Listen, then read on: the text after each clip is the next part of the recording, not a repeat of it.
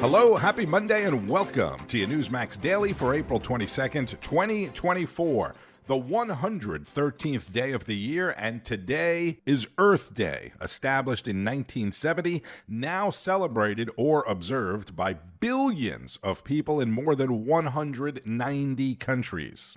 And the Jewish celebration of Passover begins tonight. If you're celebrating, happy Passover to you. I hope you had a terrific weekend. It was a very busy weekend, a lot going on, right, in politics and in other news. The best thing about the weekend was that Congress had to work over the weekend, though. You may not like the outcome of their work, which I'll get to along with some of the other headlines, but before I get too much into things, let's get right to this weekend's edition of America Right Now with Tom Basile for more on Earth Day 2024. Remember Earth Day? It used to be a celebration of our individual and collective responsibility to protect the planet and improve human health. It's Monday, actually. It used to be about science and about data. It was about having fun. We used to have fun in school on Earth Day, remember? Today, Earth Day has unfortunately little to do with the planet and a lot more to do with far-left agendas meant to increase control over the population. On Earth Day, the paint-throwing, street-blocking activists will be out in force, pushing their narrative of climate doom, more than happy to ignore the science in the process. The media will reflexively add credibility to all the nonsense. President Biden will be touting some patently unachievable electric vehicle or emissions goal. Social media Pied Pipers will be playing their silly tune about how more of our money in the hands of runaway bureaucracy can actually change the temperature of the Earth. They believe it can change the temperature of the whole planet. Today, Democrat socialists have used climate change to alter the national conversation from reasoned environmental protection to an irrational, emotionally damaging hysteria only loosely based on science. The information management is working. President Biden has spent hundreds of billions of dollars supposedly addressing the climate. The return on this alleged investment in protecting the planet's ecosystem is, of course, not provable with scientific data and analysis, making it the perfect perennial excuse for more spending and more government. See the way that works? Everything he just said about climate activists, social media Pied Pipers, and President Biden is happening as we speak. Let's look at the facts. Ignore that even before the breathless push for EVs and emissions caps, the United States was beating Europe in reducing carbon emissions.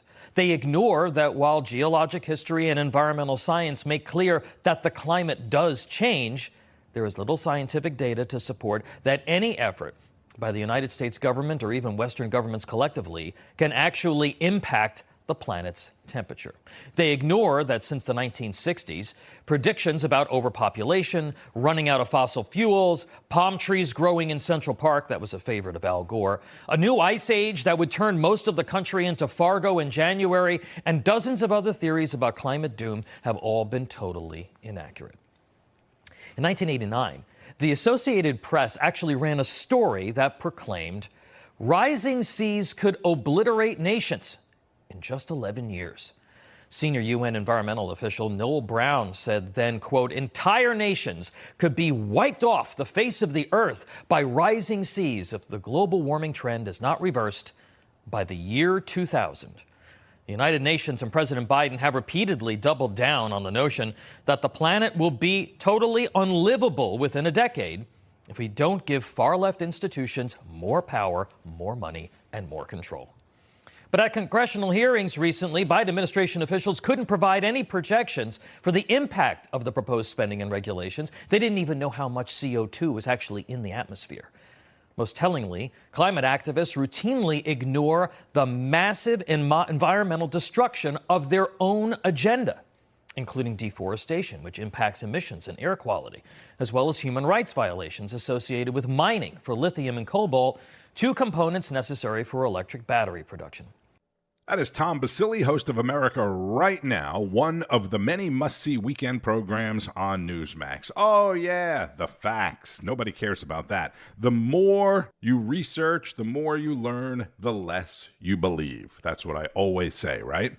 President Biden is commemorating Earth Day with a speech at Prince William Forest Park in Virginia, where he'll likely talk about EVs, although the administration is pulling back a bit on the big EV initiative, as I mentioned last week, because they are not selling, if you haven't noticed. And he likely mentioned the billions of dollars, as Tom mentioned, that he's allocating to climate change. A change in climate forced former President Donald Trump to cancel his big rally in Wilmington, North Carolina on Saturday night. They've asked us to ask people to leave the site and seek shelter.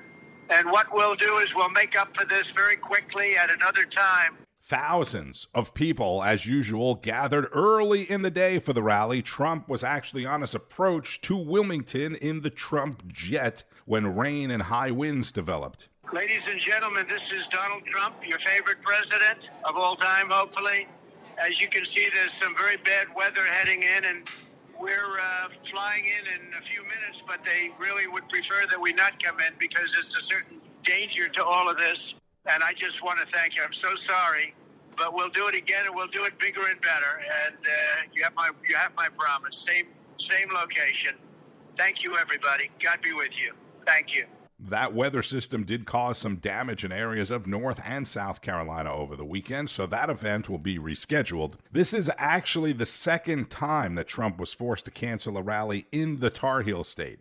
Back in July of 2022, doesn't seem that long ago to me, but the time is flying by. The campaign had to cancel a rally in Greensboro because Trump had to join Don Jr. and Ivanka in court for the early stages of the New York fraud case against the Trump organization. I remember this specifically because I was still working in Charlotte at that time, planning on covering the rally in Greensboro. Trump did eventually make good on his promise, though. They did have a rally in Greensboro a couple of months later, and I'm sure they will have a rally in Wilmington, and probably not even a couple of months later, maybe in a few weeks. Today, the former president is back in court for the start of the hush money trial after a jury was seated on Friday. This is what some of his supporters at the Wilmington rally had to say about it on Saturday. That's between he and his wife. It's none of my business. It does not detract from his ability to lead this country. It's no different than what happened with Clinton. I don't care about that aspect. What I'm looking for is a leader, somebody to lead this country, get us back on track. So there you go. That's what most supporters are actually saying about it. After Trump spent last week in court and Biden spent the week on the campaign trail, there was a lot of talk this weekend about the two campaigns, the two presidencies, and the two men themselves. This is Newsmax host Lidia Curanaj on Sunday Agenda. That's the Demented Joe now saying that his uncle was eaten by cannibals. This isn't a memory lapse anymore. This is now a national security crisis, and the world, it is laughing at us. Is anybody home anymore, Joe? Anyone with an elderly family member, they know how this goes, right? You see it right there, him tripping, the forgetting of names, the way he walks, the way he talks. Look at him, he's making up all these stories. It's only going to get worse, and it gets more worse every single day the more pressure he's under. This is why under President Trump, though, we had zero conflicts worldwide, because world leaders, they were afraid of President Trump. And also, President Trump, he is beloved. Let's take a look at Joe visiting his hometown in Pennsylvania. Right, there he is, versus the welcome Trump received visiting his hometown of New York City.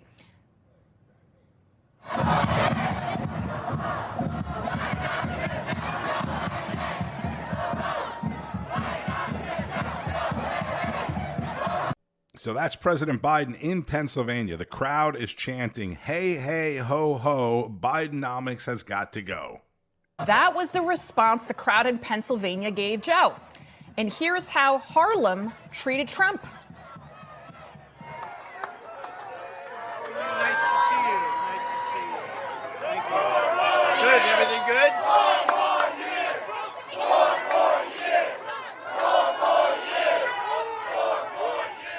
see the difference, hear the difference. People who usually voted Democrat are also now waking up.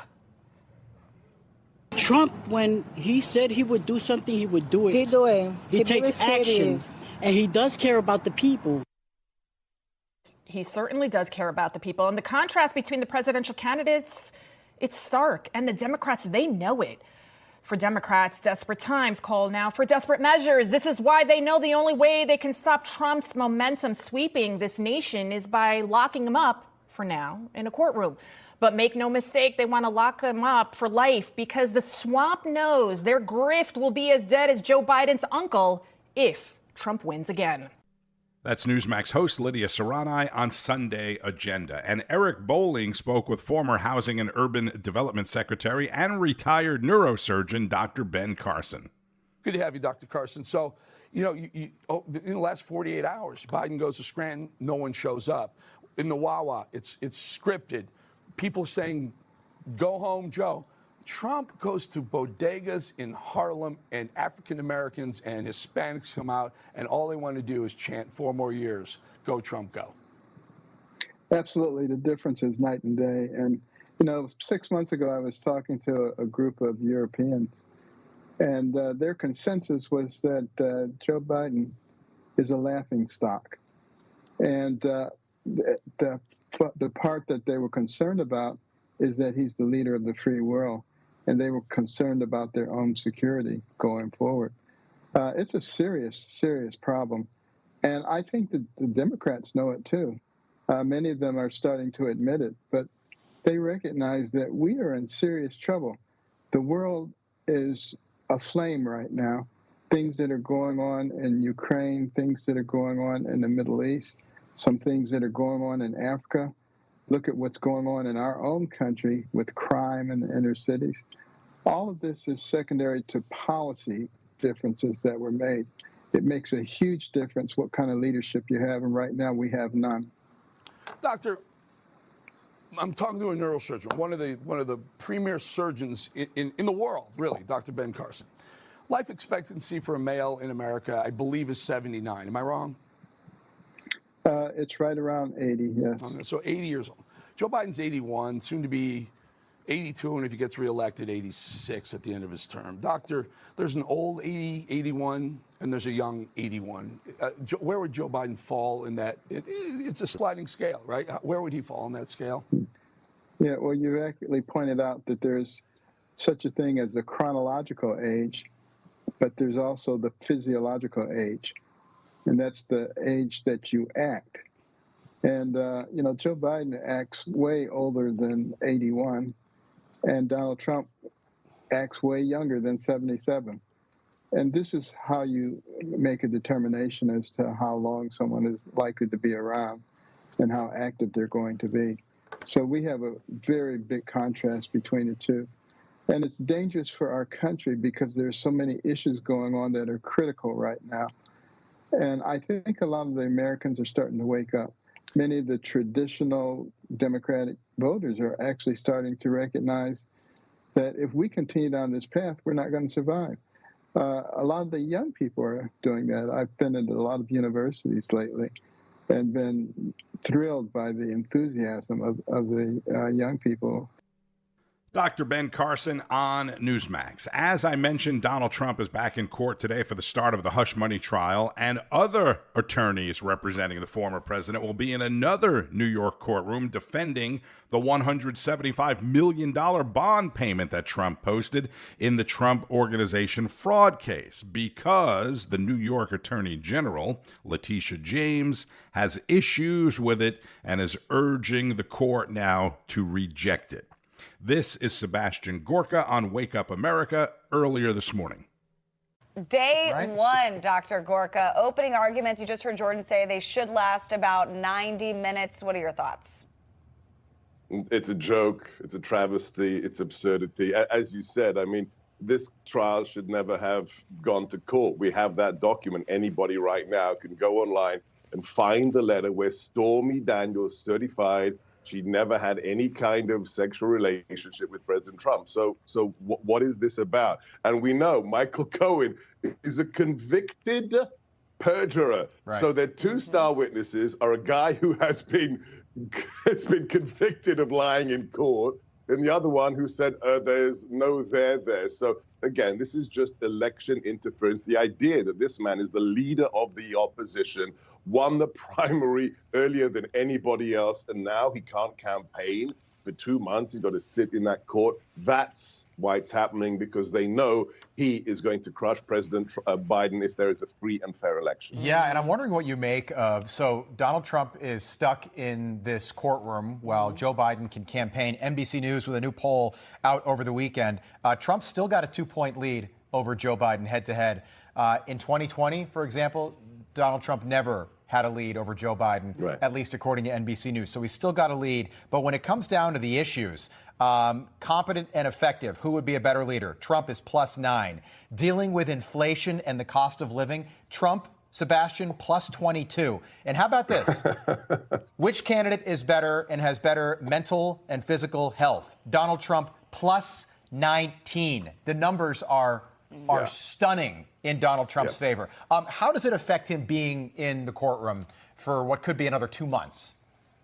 Well, look, they chose the wrong guy. I was in Mar-a-Lago recently for the celebration of Truth Social going public, and he left. He told us the story. He left that morning to campaign in Orlando, and he got up at 6 a.m., campaigned in 2 locations, came back, gave an extemporaneous speech to us at 10 o'clock at night for 40 minutes. I've never seen the like. When I was in the White House, people used to ask me, hey, Seb, when President Trump's account is tweeting at 3 a.m., that's you, right? And I said, no, I need my sleep. He doesn't. He's 25 years older than me. If I had a quarter of his energy, I would be a happy man.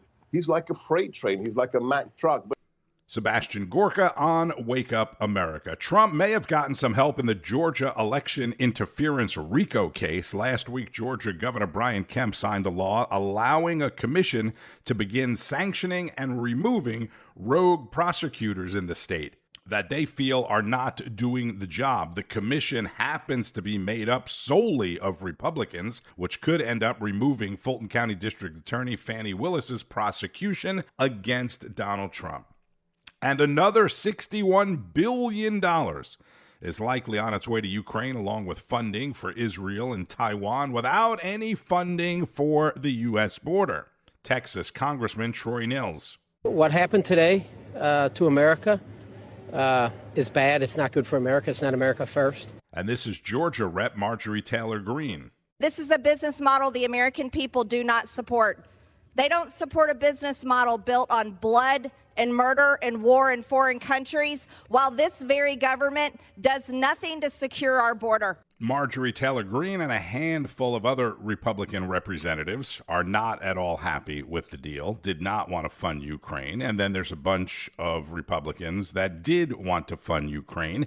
As you know, Marjorie Taylor Greene does hold the right to force a motion to vacate Speaker Johnson, which was talked quite a bit about last week. I don't want to divide the Republican Party any more than they already are, but you have to hear this. These comments from Texas Republican Tony Gonzalez. I'm sure people are talking about this today, or they will be talking about it tonight, but I'm sure you didn't hear it or see it because I'm pretty sure you don't watch CNN. You voted yes on the foreign aid package. Do you have confidence that at this point, given that it is still possible that Marjorie Taylor Greene will push to vacate, to kick him out of the speaker's chair, that he can survive? He will survive. Look, the House is a rough and rowdy place, but Mike Johnson is going to be just fine. I served 20 years in the military. It's my absolute honor to be in Congress, but I served with some real scumbags. Look, Matt Gaetz, he paid minors to have sex with him at drug parties. Bob Good endorsed my opponent, a known neo-Nazi. These people used to walk around with white hoods at night. Now they're walking around with white hoods in the daytime. What didn't surprise me that some of these folks voted against aid to Israel, but I was encouraged to see by a nearly 10-to-1 mark that Republicans supported our allies on the battlefield. Wow. Okay. I should say that the federal government did look into Matt Gaetz and those allegations, and they decided not to prosecute. Wow and wow. Texas Congressman Tony Gonzalez, Republican Congressman Tony Gonzalez. Now, you could criticize members of your own party. I mean, that's what's happening all the time, right? But how is that going to help anything or anyone? And good for Dana Bash noting that Gates was not prosecuted. If you're not familiar, it was alleged for several years that Florida Congressman Matt Gaetz was involved in human trafficking and had sex with a minor, which he had denied for years, vehemently denied for years. He was thoroughly investigated by the feds, who determined that the two witnesses were not credible. And the DOJ, Biden's Department of Justice, did not pursue any charges. I would imagine that we will hear some response from those comments from Matt Gaetz, or perhaps he'll just take the high road and let it go by. But again, that was Texas Rep. Tony Gonzalez saying he works with a bunch of scumbags, and he wasn't talking about the Democrats. So Donald Trump is in court. The president is in Virginia commemorating Earth Day. There'll be more fireworks on Capitol Hill, I'm sure. And on Wall Street, pretty solid green numbers kicking off the new trading week. And we need some solid green numbers after last week. Keep up with all of the news all day today and tonight on Newsmax. Don't forget it is available on most major cable systems: AT&T, Comcast Cable, Cox, Mediacom, Spectrum, Suddenlink, and many, many others, including Dish and DirecTV. Also, make sure you're streaming the new Newsmax Plus. Simply go to newsmaxplus.com, get signed up. You can get a free trial there as well. This is the Newsmax Daily. Thank you for listening. I'm Tony Marino. Enjoy the rest of your Monday and keep on fighting the good fight. News breaks every minute, every day. You need the app, the Newsmax app. Find it free on your smartphone store. Then watch us anytime, anywhere. Kelly over at Newsmax. The Newsmax people have been really, really terrific. Newsmax has been terrific. President Trump is right. Millions are tired of Fox, and they're switching to Newsmax Plus. It's the fastest growing streaming service in America. You don't need woke Disney and Hulu anymore. Just get Newsmax Plus. Watch the best shows like Greg Kelly, Rob Schmidt, Greta Van Susteren, and Eric Bowling. And get incredible analysis from Dick Morris, Alan Dershowitz, Carrie Lake, Mike Huckabee, and more. It's free to start. So go to NewsMaxPlus.com now to sign up and watch Newsmax anytime, anywhere.